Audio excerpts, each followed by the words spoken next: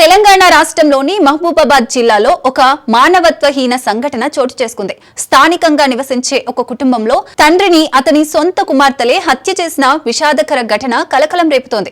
పోలీసులు తెలిపిన వివరాల ప్రకారం మహబూబాబాద్ సమీపంలో ఓ గ్రామానికి చెందిన రాములు కుటుంబంలో ఇటీవల రోజులుగా ఆర్థిక, వ్యక్తిగత సమస్యలు ఎక్కువయ్యాయి.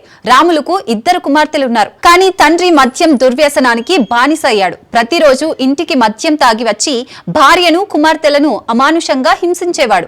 చిన్నతనంలోనే తల్లి మృతి చెందడంతో ఈ 2 కుమార్తెలు పూర్తిగా తండ్రి ఆధీనంలోనే జీవనం గడుపుతున్నారు. తండ్రి మద్యం మత్తులో వారిని అసభ్య పదజాలంతో తిట్టడం, కొట్టడం, అసభ్యంగా ప్రవర్తించడం దాదాపు రోజువారీ అవమానంగా మారింది.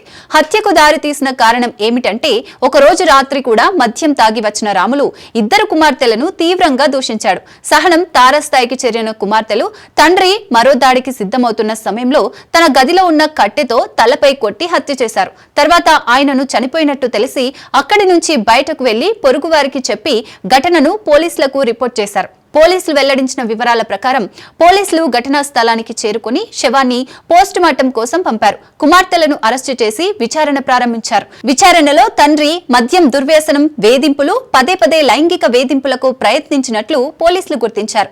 ఈ ఘటనపై గ్రామస్తులు, బంధువులు తీవ్ర దిగ్భ్రాంతి వ్యక్తం చేశారు. తండ్రి అంటే ఆరాధ్యుడు, కానీ ఆయనే ఈ స్థాయికి దిగజారితే కష్టపడి చదువుకుంటున్న అమ్మాయిలకు రక్షణ లేకపోతే ఎంత నిరాశజనకమో అని ఆవేదన వ్యక్తం చేస్తున్నారు. ప్రస్తుతం 2 కుమార్తెలపై హత్య కేసు నమోదు చేసి కౌన్సిలింగ్, లీగల్ ఎయిడ్, మైనర్ అయినట్టయితే జువైనల్ జస్టిస్ యాక్ట్ కింద విచారణ చేపట్టారు.